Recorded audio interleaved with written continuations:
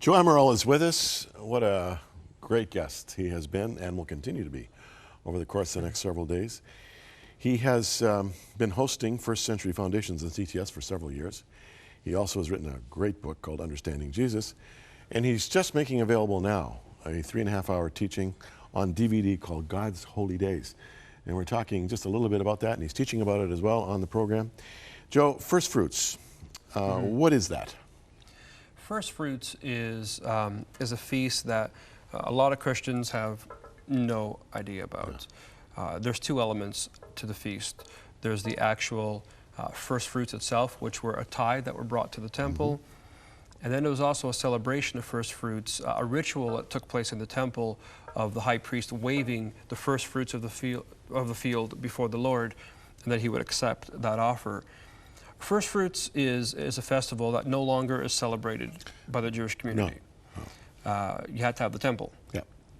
You would go into your field, and you would take the best of the field, and you would bring that to the temple. And what I learned about the feast that was really striking to me was that if you don't present the first fruits to the temple, that your field is cursed. That you can't enjoy the field, you're not allowed to go in, you can't pick from it. Only when you offer up the tithe of the field and bring it to, no, pastors love this teaching, but it's so biblical. Yeah. Once you take the tithe and you bring it in, then the priest takes it and he waves it before the Lord. And once he does that, it's called the wave offering. That's kept there at the temple. Then you're allowed to go back and enjoy the full harvest of your field. And again, people say, do these feasts still speak to us as Christians today? I would say a resounding yes. I mean, if you're looking for a principle, is it godly? Is it biblical, to bring our first fruits before the Lord? I mean, absolutely. We see it here in this feast. And so because there's no temple today, it's no longer practiced. But I think people would agree that as Christians, that there's definitely a principle there.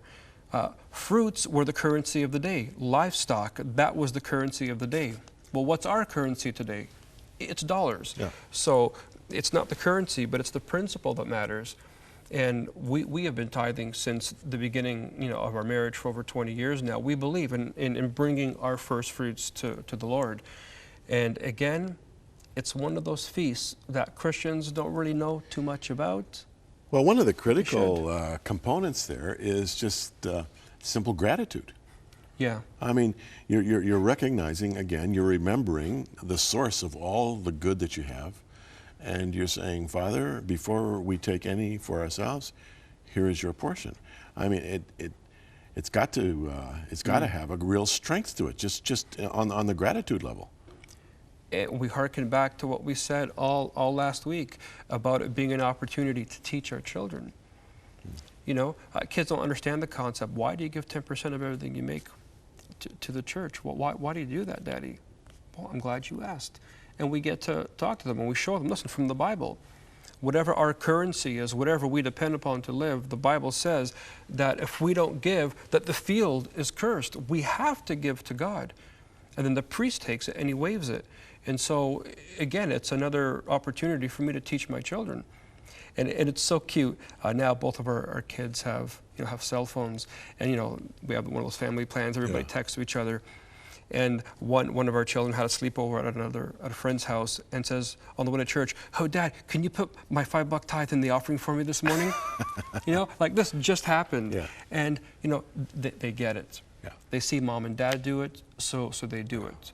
And so when we take the principles of the feast and we implement them, and I teach this on the DVD, it is a powerful way for us to show our children how God works and what God wants from us. Now, by the way, last time, it was last week, right?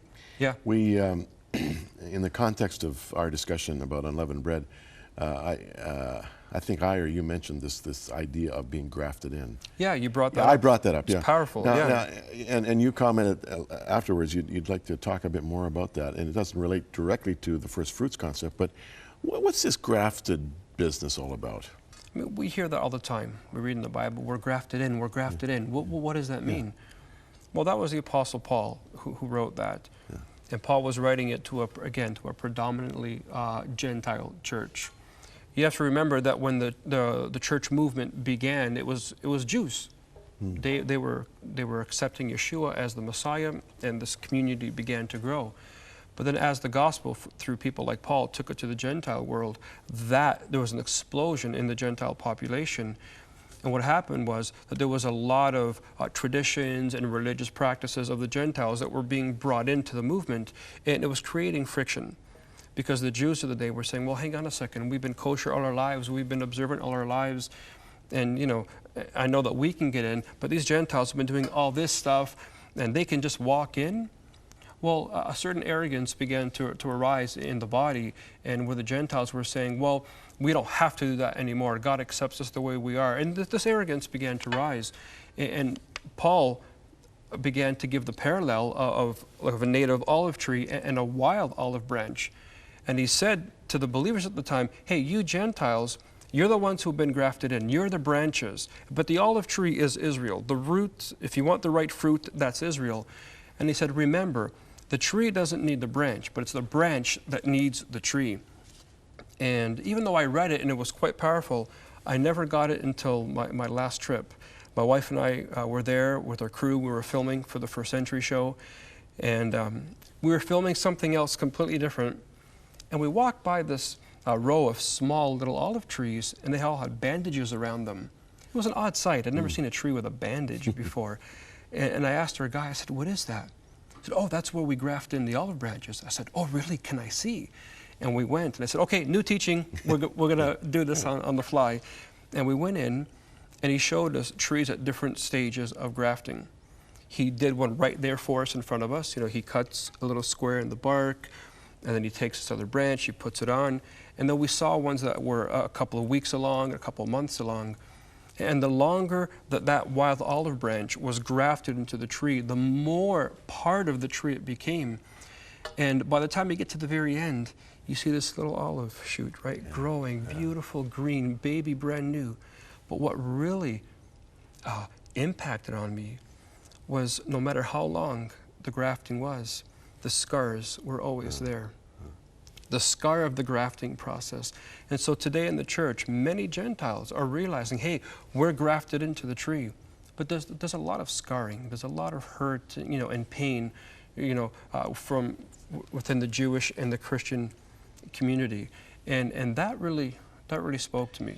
Pretty tough when you take a look at this grafting concept. Impossible, I would think, for a Christian to be anti-Semitic. I mean, how can a Christian speak poorly of the root system that's giving its life? I'm at a loss for words. Yeah. It's the greatest oxymoron in history. Yeah. An anti-Semitic Christian, your Messiah is a Semite. Yeah. So how can we be anti-Semitic? And it's important to be grafted into the right roots. We have a mutual friend in Israel who says to me, hey, when you go to your Christian brothers in Canada, remind them they're grafted into the olive tree, not the Christmas tree.